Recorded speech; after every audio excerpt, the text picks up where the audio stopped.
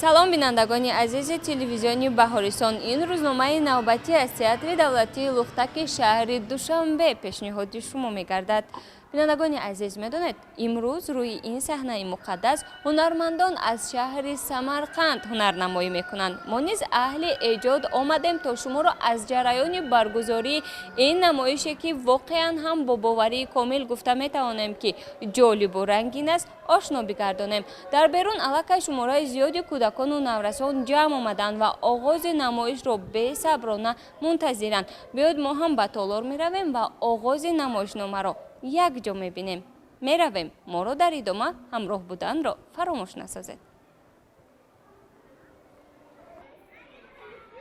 тамошои театр ба кӯдакон фараҳу шодӣ ва якҷаҳон эҳсосотӣ гуворо мебахшад. ҷои мухлисону ҳаводорони ҳунару ҳунармандӣ ки аз ҳисоби кӯдакони хурдсол ҷамъ омадаанд, бо таъсири ҳаракату имо ва ишораҳои ҳунармандон ба эҳсосот дода шуда кӯшиш мекунанд ки баҳри наҷоти қаҳрамони мусбати хеш бишитобанд ва ин ҳангоми назора кардани онҳо ки аз ҷой гоҳе боло мешуданду гоҳе барои таҳаммулпазирӣ дастҳои кӯчаки худро хурд намудаву мефишориданд ба назар мерасид. мақсади фаъолияти театр низ ин инкишофи санъати театрӣ, ташаккул додан ва қонеъ гардонидани талаботи бинандагон бо санъати саҳнавӣ мебошад. имрӯз баҳри хушҳолии кӯдакон бо ҳунари саҳнавии худ якҷо бо бозиҳои зебову ҷолиби лухтакҳо ҳунармандон аз театри Лухтаки шаҳри Самарқанд намоишномаи ҷолиберо таҳти унвони чӯҷаяки мағрур ба армуғон овардаанд.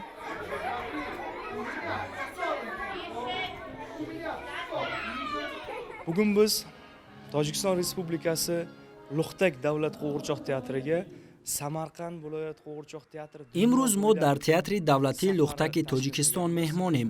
аҳли ҳунари театри Лухтаки Самарқанд тасмим гирифтем ки сафарҳои ҳунарии худро ба тамоми ҷаҳон ташкил намоем. дар асоси тасмими хеш мо чанде пеш бо мақсади анҷом додани сафари ҳунарӣ ба ҷумҳурии Қазоқистон рафта будем.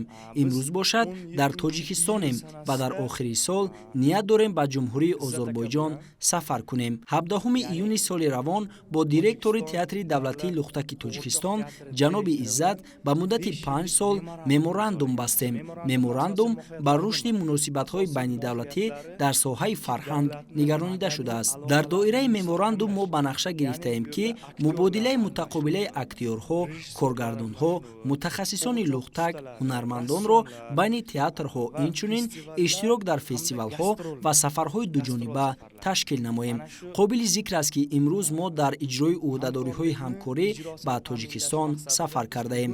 мо ният дорем ки театри давлатии Лухтаки Тоҷикистонро ба ин ҷашнвора ва ҳамчунин дар моҳи марти соли 2024 ба Самарқанд даъват кунем. имрӯз мо намоишномаи худро бо номи Махтанчок чӯҷа, чӯҷачаи мағрур тӯҳфа овардем.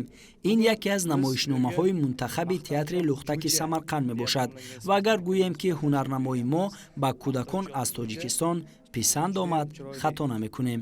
Samarqand viloyat qo'g'irchoq teatrini sara asarlaridan biri bo'lib, hozir tojikistonlik bolajonlarga juda ham ma'qul bo'lyapti desak xato bo'lmaydi. бояд қайд намоем ки намоишнома бо забони русӣ ҷараён мегирад ва рӯзе 3 маротиба пешкаши дуструякон мегардад. сафарҳои ҳунарӣ на танҳо баҳри дилбохтагону ҳаводорони ҳунар, балки барои рушди ҳунар ва мубодилаи афкору таҷрибаҳо, инчунин ошноӣ пайдо намудан аз фарҳанги ду кишвар миёни ҳунармандон падидаест манфиатноку самаровар.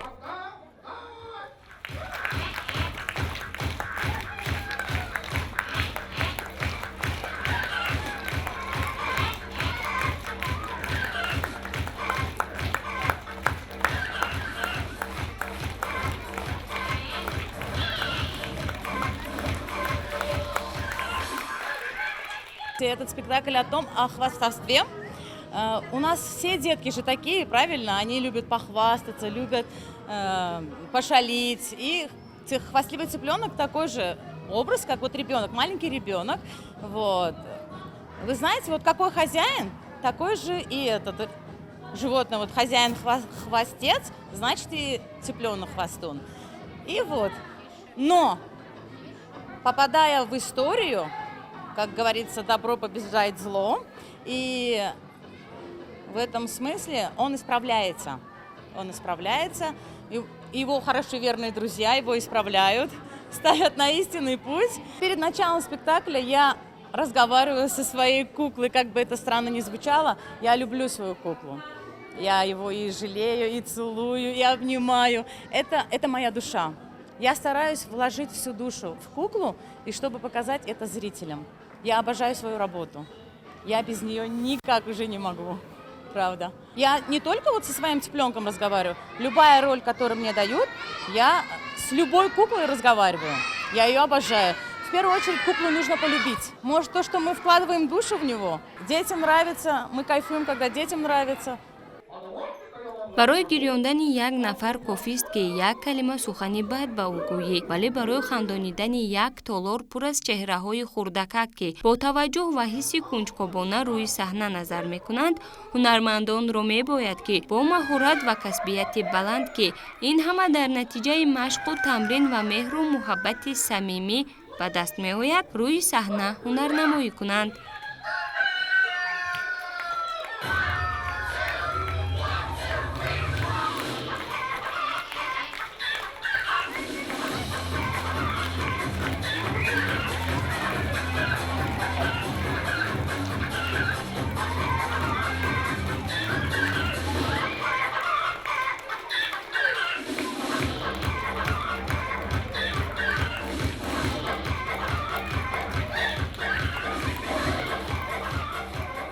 инҷо дида мешуд ки ҳар як ҳунарманд кӯшиш мекунад ки аз ӯҳдаи нақши худ ба хубӣ барояд ва образу ба ҳаракат даровардани ҳар лухтакеро ки бар зиммаашон вогузор карда буданд бо маҳорати баланд иҷро намоянд. кӯдакон бисёр зираку кунҷкобанд. онҳоро бо нақшҳои сарсариву бозиҳои рӯякӣ фирефта намешавад. дар оғоз хоҳу нохоҳ ҳама диққати худро ба сӯи саҳна равона месозанд, вале ҳунармандонро мебояд ки дар саҳна ана ҳамон ҷолибияти кори худро, ҷаззобиятро гум накунанд, то таваҷҷӯҳу нигоҳи бинанда аз даст наравад. барои ин бояд аввал ба суоли кӯдакон чиро меписанданд посухҳои дақиқу амиқу дурустро ҷӯё гардид. шояд суол диҳед ки натиҷааш чӣ мешавад. пешниҳоди наворҳои баъдӣ гуфтаҳои боло зикршударо тасдиқ менамоянд.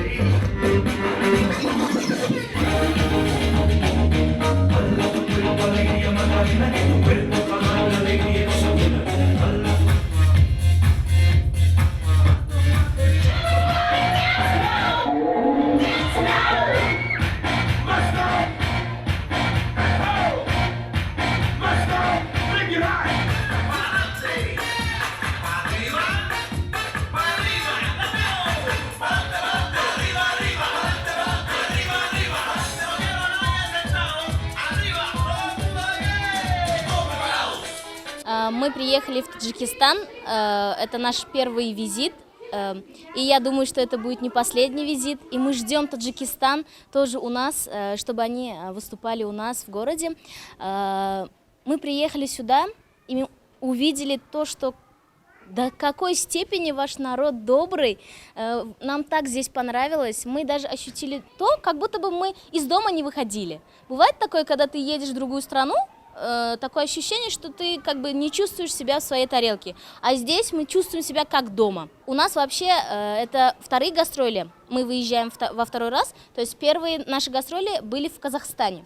Мы там выступили, все тоже там хорошо прошло. Следующие гастроли у нас будут в Азербайджане.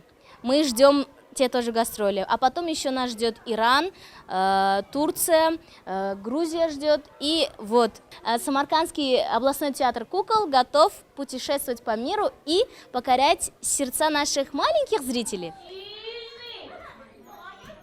гарчанде ки намоишнома бо забони русӣ буд, вале тамошобинон онро ба пуррагӣ дарк намуданду фаҳмиданд. ҷое аз онҳо суол карда мешуд ва ҳама кӯшиш мекарданд ки посух гардонанд.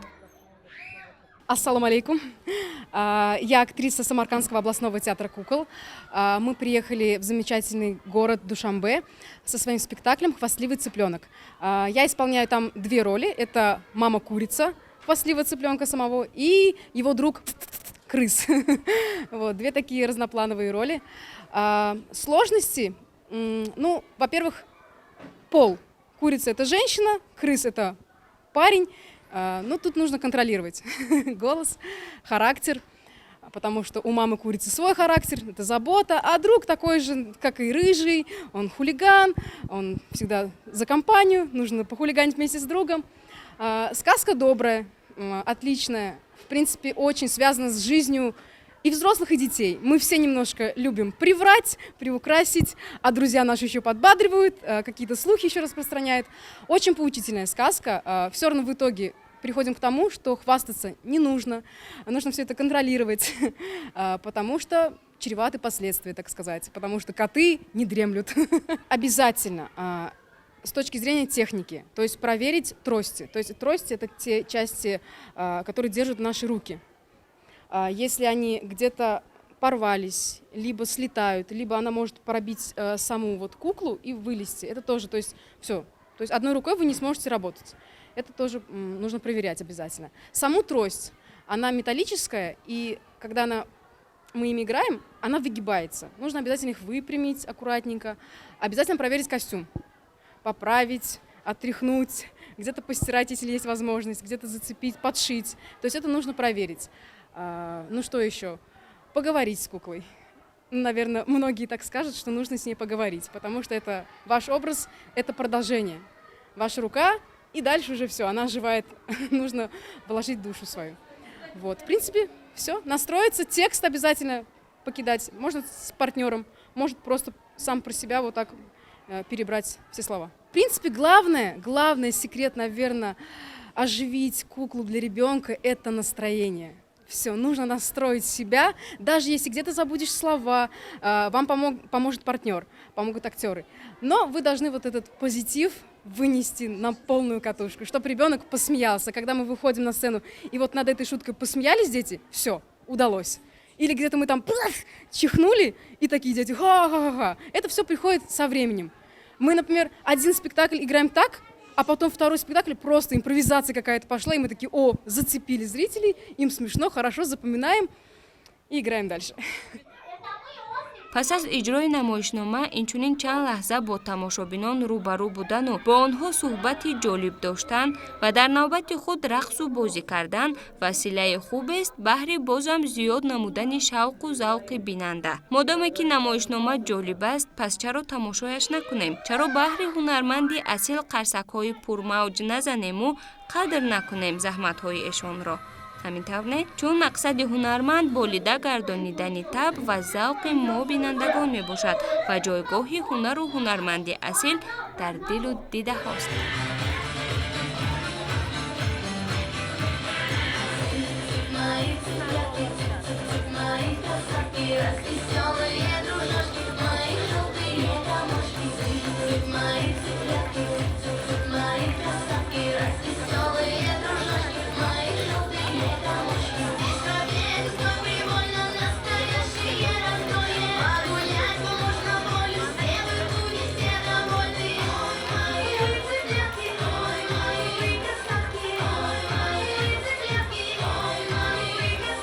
Вы пушистые комочки. бинандагони азиз, ана ҳамин гуна дар як рӯз 3 маротиба намоишҳоро ба намоиш мегузоранд, то ки хотири дӯструяконро шод бигардонанд. Шумо низ имкон доред ки бо дӯструякони худ ба театр биёед ва намоишҳоро бо чашми худ бубинеду лаззат бубаред. Инҷо рӯзномаи навбатӣ аз театри Лухтак ба анҷом мерасад. Хайр, то намоишҳои баъдӣ.